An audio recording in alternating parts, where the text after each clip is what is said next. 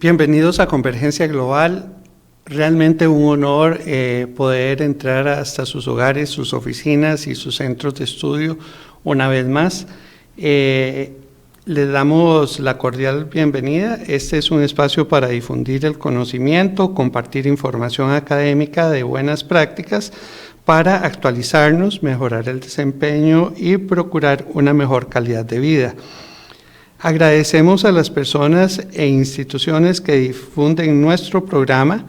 Gracias a ello, hay personas e instituciones que ya están haciendo alianzas estratégicas en Costa Rica y en otros países. Educación es uno de los temas sobre los que más genera preocupación permanente.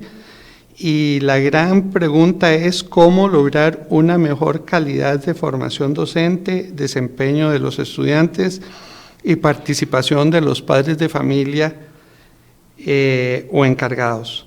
Cada contexto tiene sus propias características, dificultades, oportunidades de mejora y buenas prácticas que compartir. Desde una visión académica y de sólida experiencia, hoy tenemos el honor de invitar a la maestra Petra Lamas de México, a quien seguimos desde su página web y redes sociales con sus programas y recomendaciones. La maestra Petra Lamas es máster en educación con especialidad en directivos supervisores de la Universidad Autónoma de Aguascalientes de México. Tiene una licenciatura en educación con especialidad en ciencias humanas de la Escuela Universitaria María Díaz Jiménez de la Universidad Complutense de Madrid, en España.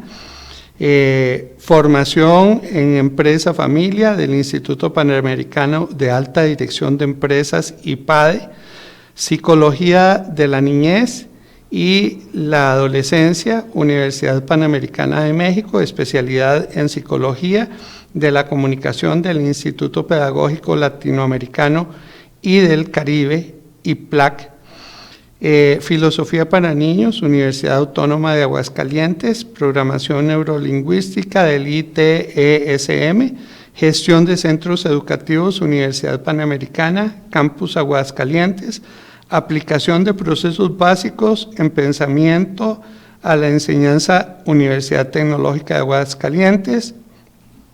Maestra Petra, un gran honor para nosotros tenerla en Convergencia Global y queridos oyentes y televidentes, les cuento que a pesar de que les hice un resumen, se me quedaron páginas de contarles todas las maravillas que hace doña Petra. Realmente estamos ante una maestra de maestros de lo mejor. Así es que, bienvenida, doña Petra. Muchas gracias. Mi apellido no es Lamas, es Llamas, como el fuego, llamas. Ya. Animalitos de Sudamérica. Son páginas y páginas porque ya tengo una edad. Pero gracias por este recibimiento, estoy encantada de estar con ustedes y, bueno, tendremos esta charla sobre educación que me apasiona, que me gusta, por eso tengo mi propio canal, porque a veces no puedo expresar en foros todo lo que quiero y pues aprovecho para hacerlo en las redes sociales. Muy bien, doña Petra, siempre hace análisis muy acertados sobre la realidad. Y en una publicación de su canal tituló uno de sus programas Mucho ruido y pocas nueces en la educación actual y señala: a la educación le hace falta recuperar su verdadera misión. ¿Puede ampliarnos un poquito esa conceptualización que usted manejó en ese programa? Sí. Los sistemas educativos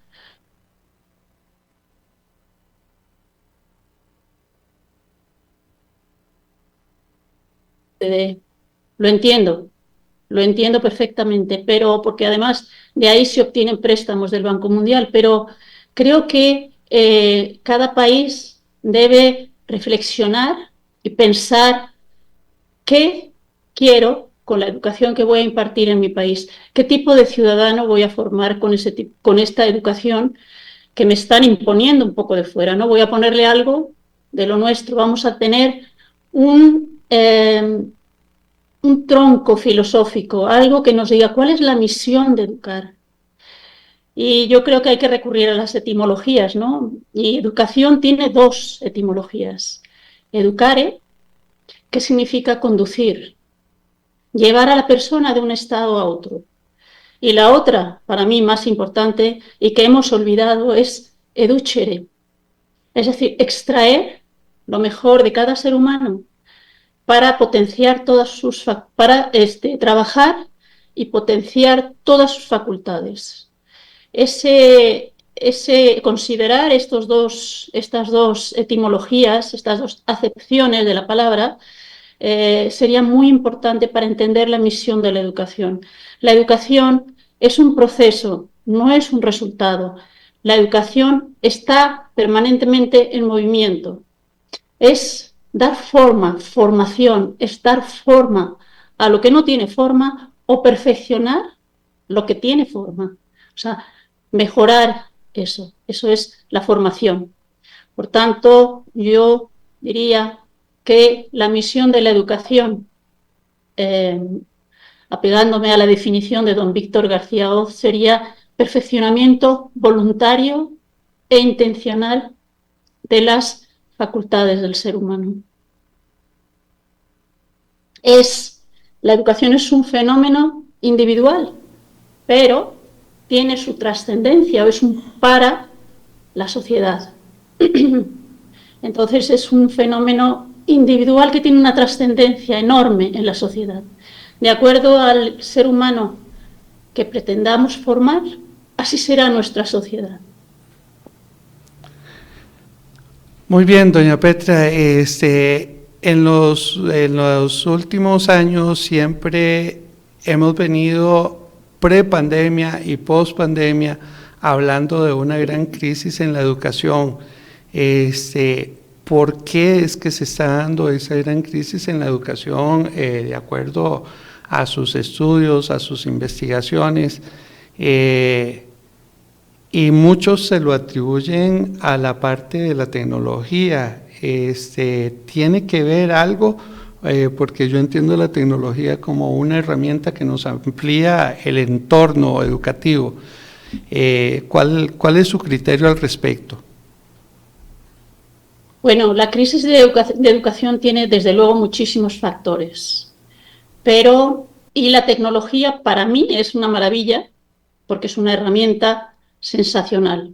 Yo soy boomer, creo, pero aprendí la tecnología con muchísima facilidad, lo cual quiere decir que la tecnología tendríamos que sacarla un poco de la escuela. La tecnología la necesitamos para ciertos procesos, los maestros, pero los alumnos no la necesitan, al menos en las primeras etapas.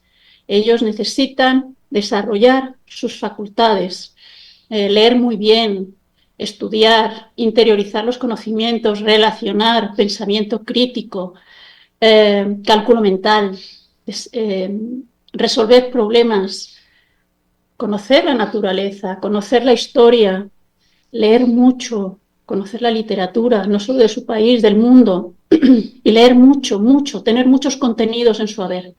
La tecnología no les hace falta en el salón de clases, la tecnología a lo mejor les divierte, les emociona, les gusta, y ya la tienen en su casa, la tienen en la calle, la tienen en todas partes. La educación en este momento no la necesita. Sé que lo que estoy diciendo, la educación sí la necesita, me refiero al salón de clases. A lo mejor esto suena un poco increíblemente irreverente, y los grandes consorcios de las TICs no les va a gustar, pero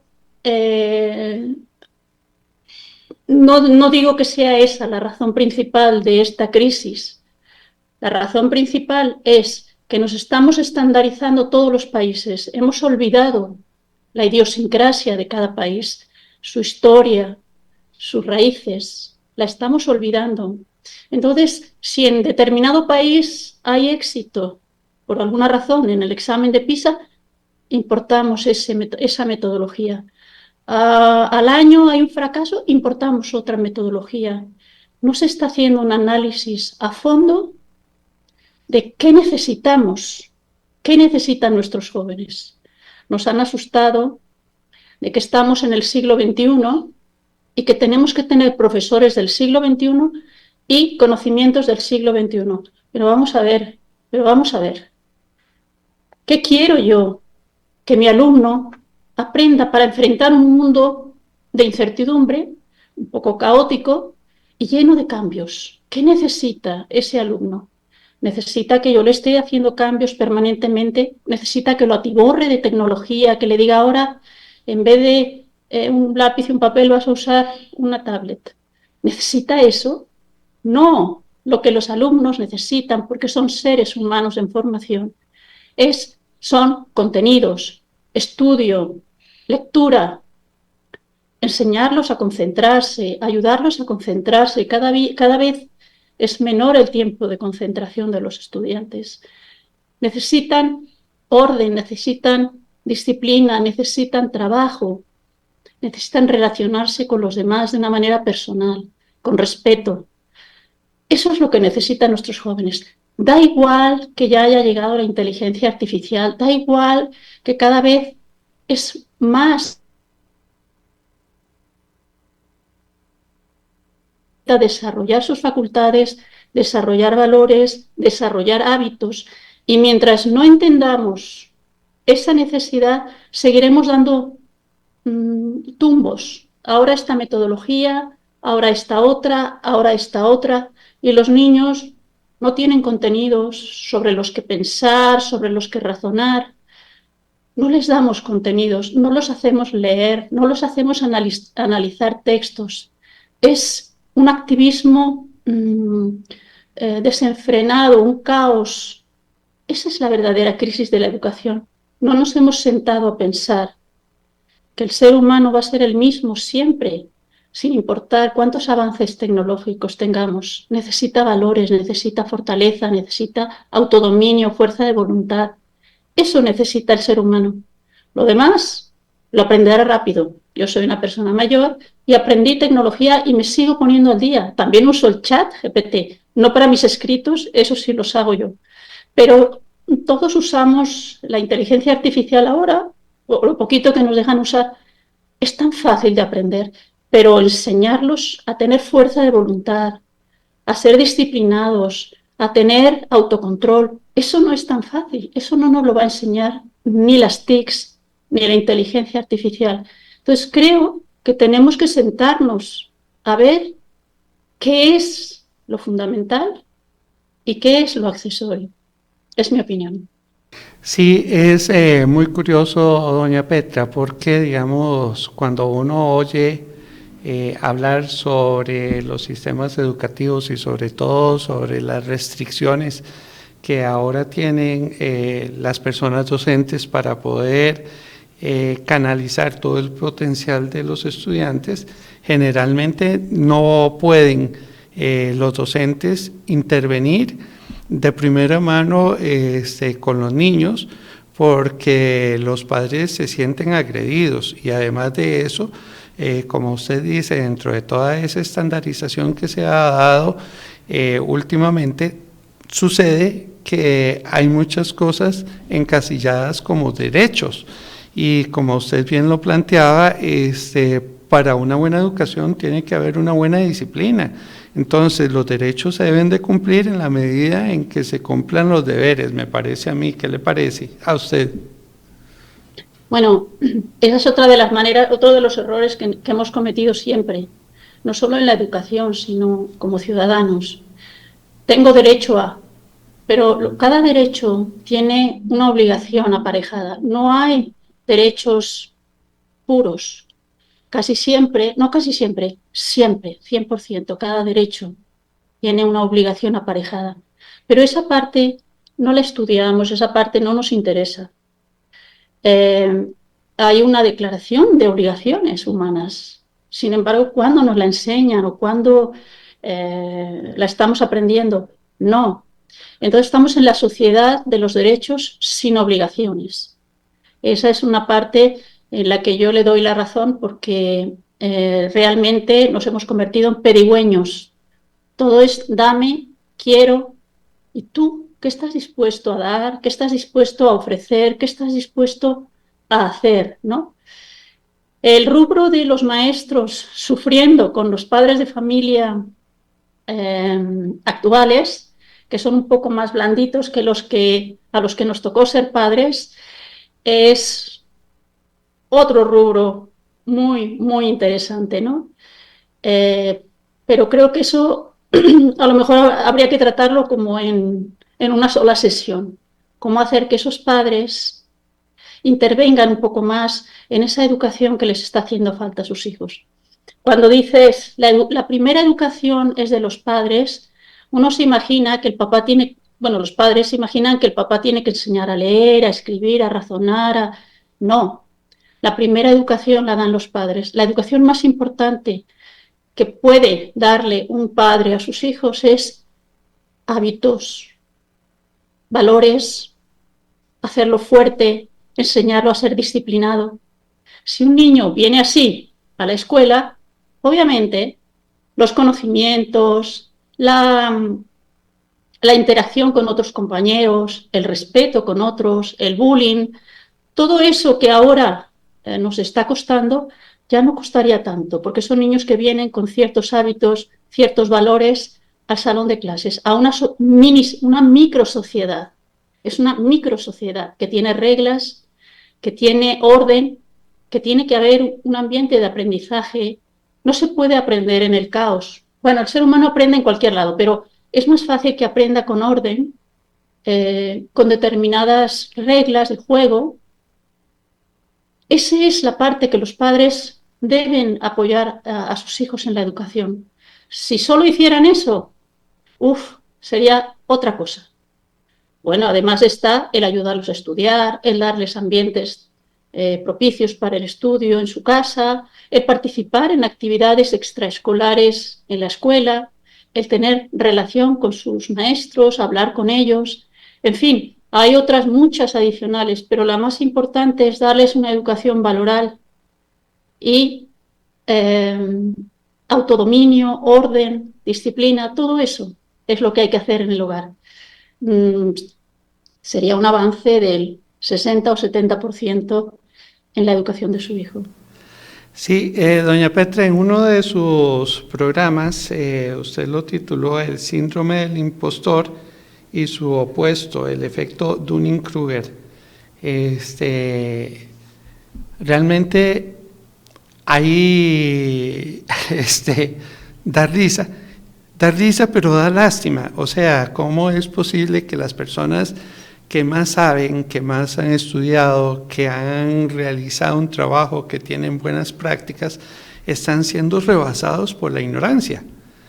No por la ignorancia de ellos, sino por la ignorancia de otros que vienen a decirnos qué hacer en educación sin ser del campo de la educación y sin tener esa experiencia docente pedagógica del día a día con los estudiantes de primaria o secundaria.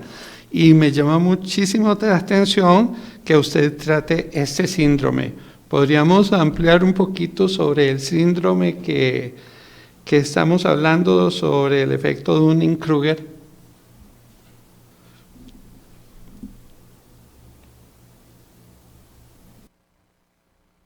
Dunning y Justin Kruger. Ellos dicen que el ignorante tiene mucha audacia. Bueno, eso es una frase que decimos, que la ignorancia es audaz.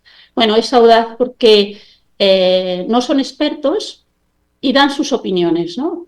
Ellos carecen de la habilidad de la metacognición. Es una habilidad que hace que tú te autoevalúes y digas, uy, yo no puedo decir esto porque primero ni conozco los fundamentos ni tengo experiencia. Pero como la gente ignorante no tiene, bueno, ignorante de un tema en específico, no tiene esa habilidad de metacognición, habla, opina y está al tú por tú con expertos en cierta disciplina, opinando y contradiciéndolos. Bueno, hoy día lo estamos viendo en las tertulias de televisión, donde invitan a un youtuber, bueno, yo también soy, invitan a un youtuber a opinar sobre educación. A lo mejor no acabó ni la primaria, pero empieza a hablar de cómo debe ser la educación y qué hay que hacer y qué no hay que hacer. Contra a lo mejor un pedagogo, un doctor en pedagogía, un experto que ha estado dando clases y conoce perfectamente a los alumnos y lo calla o lo contradice. Esa audacia de la ignorancia es lo que le llaman estos dos psicólogos el efecto o el síndrome Dunning, bueno, lo que se llama ahora Dunning-Kruger. Es una incompetencia inconsciente. Se encuentran en el monte de la ignorancia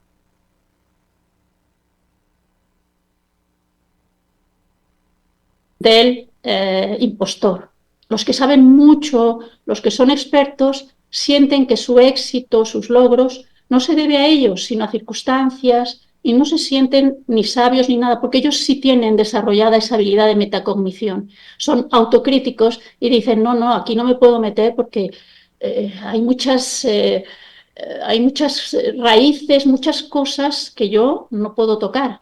Y suelen ser reservados y nunca sienten que se debe todo a su gran habilidad, a sus estudios. Ellos se encuentran, dirían los autores, en el valle de la desesperación. Increíble que tenemos gente muy importante que tiene ese síndrome. El más conocido es el CEO de Starbucks. Él dice que padeció ese síndrome, que no se sentía importante. Una persona que ha creado una cadena de cafeterías tan importante y no se sentía gran cosa. Entonces, este síndrome lo catalogan dos psicólogas y ellas dicen que lo catalogaron porque ellas mismas consideran que lo padecían, ¿no? Entonces dice que los que tienen el síndrome de Dunning-Kruger están en el monte de la ignorancia y los que tienen el síndrome del impostor están en el valle de la desesperación. Unos exhibiendo su ignorancia y otros callados y reprimiendo sus conocimientos. ¿Qué tiene que ver esto con la educación? Pues eso, lo que acabamos de decir, gente que no es educadora, que no se ha dedicado a eso. Tenemos autoridades, además, que dirigen los sistemas educativos de los países y ni siquiera son maestros o son educadores. Tenemos directores de diferentes estados que son abogados o que son economistas, no tienen el feeling de la educación, ni siquiera la conocen. Entonces, ellos hablan y disponen y aceptan, ellos van a estar en esos foros donde se establece que ahora la metodología va a ser A, B, C, pero como no conocen, no pueden dialogar y decir, oye, no, yo pienso que a lo mejor habría que pensar esto, los mandan a los foros sin conocimiento. Ellos son los Dunning-Kruger de la educación en altos niveles. Y los Dunning-Kruger de la educación en bajísimos niveles y que molestan bastante y que hacen mucho ruido porque tienen muchos seguidores son los youtubers jovencitos que van diciendo por ahí cómo tiene que ser la educación, desconcertando a los papás jóvenes, a los jóvenes que están estudiando, desconcertando a las autoridades, a los padres, a todo el mundo, porque la ignorancia siempre es muy audaz.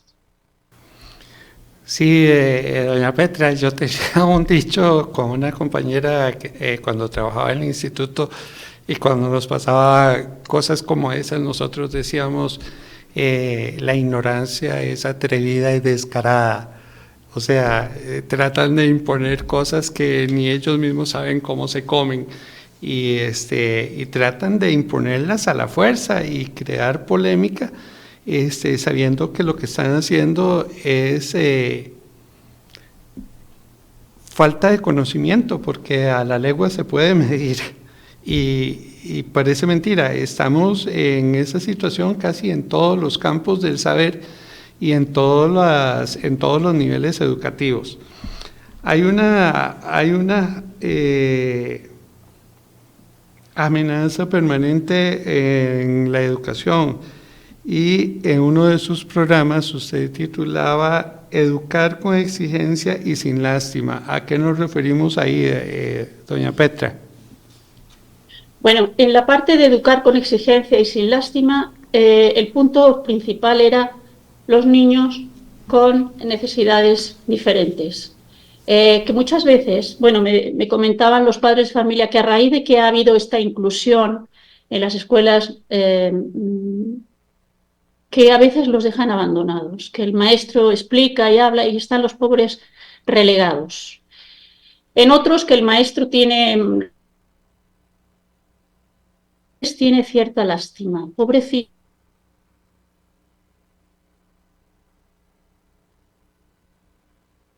Los niños con necesidades intelectuales diferentes tienen que tener la misma exigencia que un niño que tiene todas sus habilidades. Eso aplica no solo para los niños con discapacidad intelectual, también aplica con los niños que no la tienen. La exigencia es un respeto que se tiene al potencial de un niño, es el respeto máximo. Te voy a exigir con mucho cariño, con mucho respeto, pero te voy a exigir y no te voy a dar por válido cosas mediocres o mal hechas. No te voy a aplaudir lo que está mal hecho, porque el bien, no te voy a hacer ningún bien. Te voy a hacer una persona que después va a encarar muchas frustraciones, porque cuando dejen de aplaudirle, se va a frustrar. ¿Cómo? Pero si antes me decían que todo estaba bien hecho.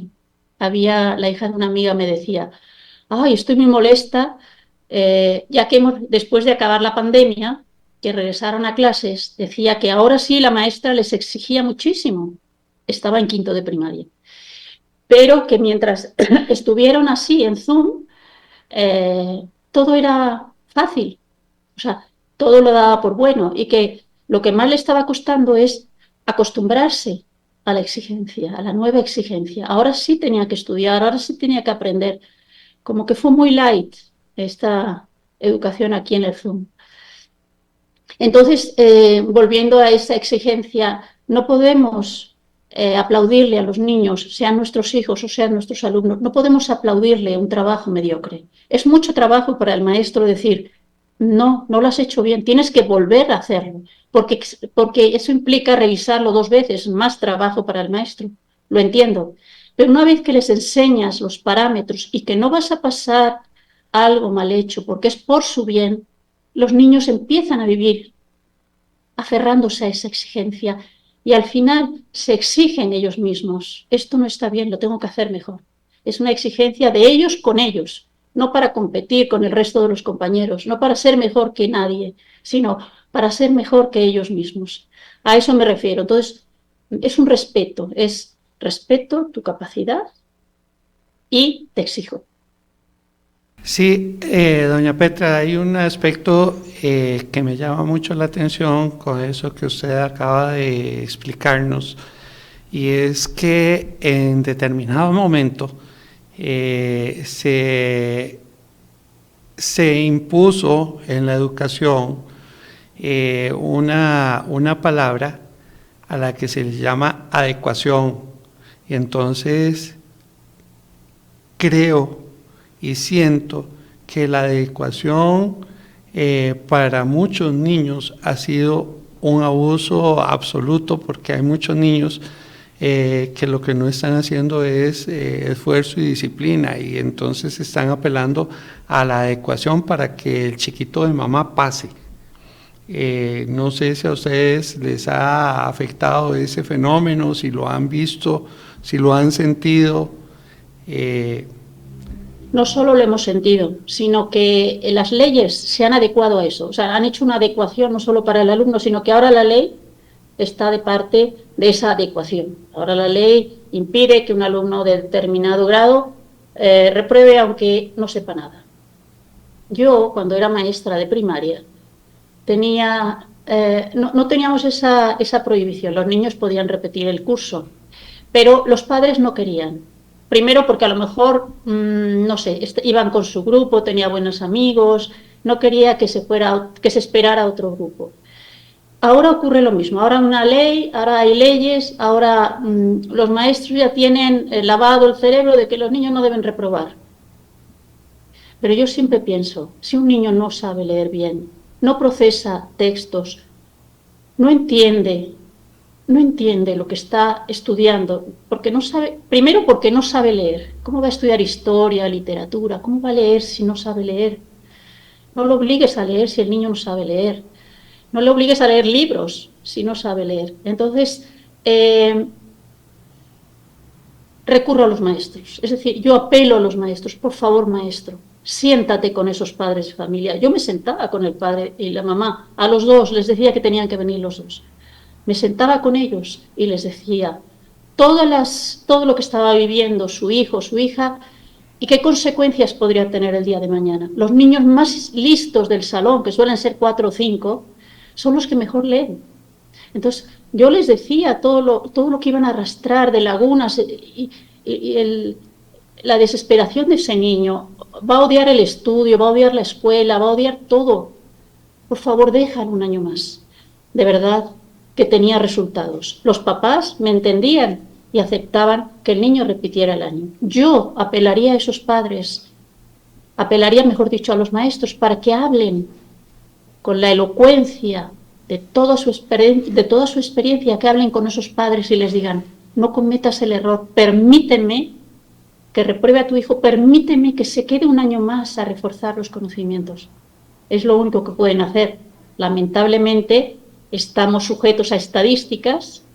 Si no se cumplen con determinadas estadísticas, no hay préstamos. Entonces, a eso se han adecuado los países, desgraciadamente. Quiero pensar que es eso. No quiero pensar que que los países, que los gobiernos estén haciendo eso para tener una masa de gente con título, pero analfabeta, que puedan gobernar, manipular y traer a su voluntad, ¿no? Entonces quiero pensar que no es por eso, que es para quedar bien con las estadísticas y poder tener los préstamos del Banco Mundial. Pero bueno, ahí lo dejo. Sí, realmente a veces uno siente una gran preocupación cuando yo daba clases en la universidad, ya en muchachos de pregrado e incluso en estudiantes de grado. Me topé con que muchas veces me decían, profesor, no pude hacer el trabajo porque es que usted deja muchas lecturas y además lo que usted deja no se entiende. Y entonces me puse a analizar si realmente lo que estaba haciendo con esos muchachos era tan cruel de dejarles tanta lectura para los que trabajaban y para los que se dedicaban solo al estudio. Y me di cuenta de que en realidad no eran tantos, porque, o sea, eran leerse 10, 12 páginas de una semana para otro. No es tanto trabajo si se ve el número de horas que deben de dedicar al aprendizaje. Lo que sí pude detectar, y lo hice como ejercicio con ellos, fue que en algunas ocasiones les dije yo, vamos a hacer la lectura acá, la vamos a leer entre todos y ustedes la van a ir comentando. Y me di cuenta, doña Petra, que mucho de lo que ellos decían que no entendían era porque no tenían vocabulario, no había contexto, no había cómo hacer un relacionamiento entre lo teórico, lo práctico y la vida cotidiana. Entonces, creo que ahí esas adecuaciones nos quedan debiendo mucho el pensamiento crítico de nuestros estudiantes. Por eso, en uno de sus programas, usted también tituló ¿Cómo deben ser los alumnos del siglo XXI? Y ahora quiero escuchar su posición al respecto. Bueno, la pregunta es muy interesante porque siempre se les exige a los maestros lo máximo. O sea, hay un listado de habilidades que tiene que tener un maestro que dices, uy, por Dios, esto es un superhombre, es un ser humano, no le pidas tanto. Que hay que enseñarles a meditar. Bueno, vamos a meterles meditación. Hay que enseñarlos a cocinar. Bueno, que en la escuela los enseñen a cocinar. Entonces el maestro tiene que ser cocinero, guía, coach, de todo. Porque ahora todo el mundo quiere meter la educación informal en la escuela, cuando eso corresponde a la sociedad, a los padres, etc. Pero bueno, se le exige por eso habilidades de superhombre a los maestros. Pobre de él si no las cumple. Pero ¿y los alumnos? Miren, estoy de acuerdo que los alumnos en la educación básica necesitan, a lo mejor a ellos no les vamos a exigir tanto. Se los diremos a sus padres. Por favor, tráigame a su hijo limpio, con la tarea hecha, los cuadernos bien, que llegue puntual. Le voy a exigir eso a sus padres. Pero ya educación media superior y educación superior, hay que exigirles a los alumnos ciertas cualidades. No le exijas tanto al maestro si tú no estás dispuesto a... O sea, tengo derecho a que el maestro me entretenga, tengo derecho a que el maestro me motive, me haga estudiar. No, espérame. Tú ya eres una persona casi adulta. Tienes la obligación de estudiar, aunque el maestro no te motive y aunque el maestro no te entretenga y sea un aburrido, porque quien está aprendiendo y formando su futuro eres tú.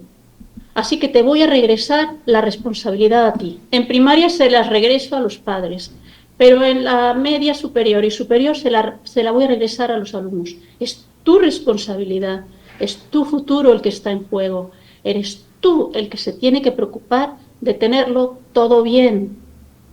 Tienes que tener ese compromiso con el estudio y sobre todo ejercita la fuerza de voluntad para estudiar, tener un horario de estudio, un horario de diversión, un horario de... Los alumnos luego me decían los alumnos, es que ya no tengo tiempo para salir, no tengo tiempo, porque tengo tanto trabajo. Ese es tu trabajo, corazón. Tienes que prepararte para tu futuro. Ese es tu trabajo principal. Pon orden en tu agenda y verás que te da tiempo de estudiar y de divertirte. Por eso los alumnos, si estamos, miren, usted sabe que yo he dado clases también en la universidad muchos años y empiezas a tratarlos como adultos, al principio se desconciertan, pero después les gusta. Sin embargo, hoy día hemos alargado ese periodo de kinder, lo hemos alargado hasta la universidad. El alumno, si no se lo pones con peras y manzanas, no entiende. No, espérame. Tú nunca has leído y vienes con un defecto tremendo de lectura, no conoces, no entiendes, no procesas, te quedaste en la lectura literal. No has pasado a la analógica y mucho menos a la inferencial. Así que vamos a detenernos contigo a leer. Me encanta que haya dicho que los ponía a leer en clase. Perfecto. Yo también lo hacía. Vamos a leer ese texto sesudo y pesado entre todos. Párrafo por párrafo vamos a ir viendo qué quiere decir el autor. Entonces, dejemos ya de tratar a los niños de universidad, a los jóvenes de universidad como niños del kinder, poniéndoselo todo con infografías, todo muy sencillito, con pequeños esquemas, y los estamos dejando sin contenido, no tienen contenido sobre el que pensar. Si tú quieres desarrollar el pensamiento, el criterio y el pensamiento razonado, tienes que darles contenido sobre el que pensar, no infografías. Las infografías está bien, una vez que tienen el contenido, hazme una infografía, pero primero tenga ese contenido para poder hacer ese resumen. Entonces, los contenidos son muy importantes. Concluyendo sobre esta pregunta, responsabilidad, compromiso, fuerza de voluntad y estudio. Los alumnos tienen, esos son los alumnos del siglo XXI, esos son los alumnos del siglo XXI.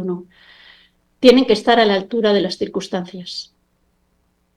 Sí, doña Petra, es impresionante lo que nosotros, digamos, como docentes nos encontramos en las universidades y más ahora, es que, por ejemplo, dicen que hay que dar formación por competencias y entonces a mí me daba mucha inquietud ver que nosotros teníamos que cumplir con ciertas normas de competencias y que el alumno no estaba en eso. Y entonces, como usted dice, a veces hacemos ese error, brincamos desde el kinder hasta la universidad siendo pre-kinder. Y yo recuerdo que en muchas ocasiones a mí me tocó sentar a un estudiante y con mi rúbrica de competencias decirle qué es lo que no entiende, qué es lo que no puede hacer. Permítame que le ayude, explíqueme qué es lo que no sabe hacer. Y entonces me di cuenta que simple y sencillamente era falta de conocimiento, falta de contextualización y falta de disciplina, porque no estaba asumiendo para lo que estaba estudiando y que tenía que tener una responsabilidad más allá de lo académico, ya más bien como persona en lo laboral. Y entonces ellos no digieren o no están sistematizando que una materia tiene un número de créditos y que los créditos son las horas que debe ampliar o dedicar para mejorar el conocimiento, las habilidades y las destrezas. Y es preocupante que en muchas instituciones el hecho de dar esos premiecitos, porque ahora en la universidad a los muchachos se les da premiecitos, pues si hoy tiene la competencia de poner la tecla X, lo logró, hoy tiene una estrellita.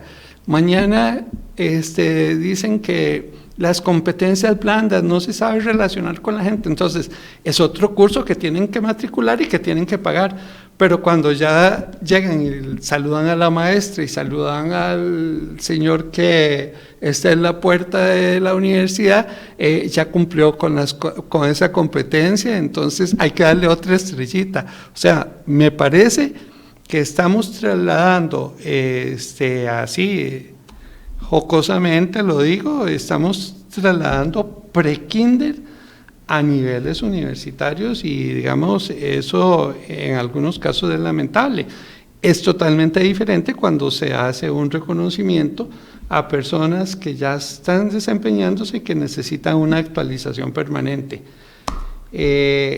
Doña Petra, sus conocimientos, sus consejos, sus valoraciones, de veras que nos ayudan a motivar y creo que motivar muchísimo, sobre todo a la familia, a los padres de familia y a todos, porque sacar la educación adelante no es solamente de funcionarios que cambian cada periodo, sino que los maestros siempre quedan, los conocimientos siempre quedan y que, bueno, es una responsabilidad conjunta. Ya tenemos que ir cerrando, el tiempo nos está ganando y queremos escuchar sus recomendaciones y sus conclusiones de este conversatorio tan bonito que hemos tenido. Bien, yo concluyo diciendo que, recordando un texto del 96, antiguo, viejito, pero que se saca a colación a cada rato, que es ese libro que editó la UNESCO y que trabajó Jacques Delors con un equipo y que se llama La educación encierra un tesoro. El capítulo cuarto, que es el de las pilares, los 4 pilares de la educación. ¿Por qué estoy recurriendo a eso? Bueno, porque para empezar, Jacques Delors no los llama como tal, más bien los llama aprendizajes fundamentales, vías del saber o pilares del conocimiento. Eso de aprender a aprender, aprender a ser, a conocer, a convivir. Bueno, los 4 pilares famosos de la educación. Son en realidad, para mí, son vías del conocimiento, vías del saber, pilares del conocimiento, aprendizajes fundamentales, como lo dice el propio autor. Para mí, los pilares de la educación son siempre los mismos. Son tan importantes que si falla un pilar, la estructura se cae. Los pilares de la educación siempre van a ser los padres, van a ser los maestros, van a ser los alumnos y yo le agregaría la sociedad. Hay quien dice, bueno, también los programas de estudio. Está bien, pero en realidad la sociedad es la que está empujando a la educación, es la que hace que cambie metodologías, programas de estudio y demás, sin pensar, sin analizar, sin tener un conocimiento de lo que quiero con mi alumno. Si uno de esos 4 pilares falla, los padres de familia, se tambalea la educación, si el maestro no está preparado, si el maestro no tiene esa mística de hacer que su alumno aprenda, si la sociedad exige a la educación determinados modelos, determinados paradigmas, y ellos, como sociedad, los medios, destrozan toda la educación que hace la escuela o las instituciones educativas. ¿Qué estás pidiendo, sociedad? Estás pidiendo una educación cuando tú no estás educando, tú tampoco estás educando. Entonces, para mí, esos son los pilares de la educación. Y la calidad de la educación está en función de que haya calidad en esos pilares que la sustentan. Para mí sería el cierre. Y estoy encantada de haber estado con usted y en este programa maravilloso. Muchísimas gracias, doña Petra. De verdad, para nosotros ha sido un gran honor contar con su participación en Convergencia Global. Y para todas las personas que nos siguen en Radio Costa Rica y que están también pendientes de nuestros programas en el canal de YouTube, les recomendamos ver y rever y compartir los programas de Convergencia Global, porque así vamos incrementando el conocimiento y creando una masa crítica más auténtica que nos puede facilitar el desarrollo de todos para una mejor calidad de vida. Así es que muchas gracias por estar con nosotros y los esperamos en nuestro próximo programa. Que estén muy bien.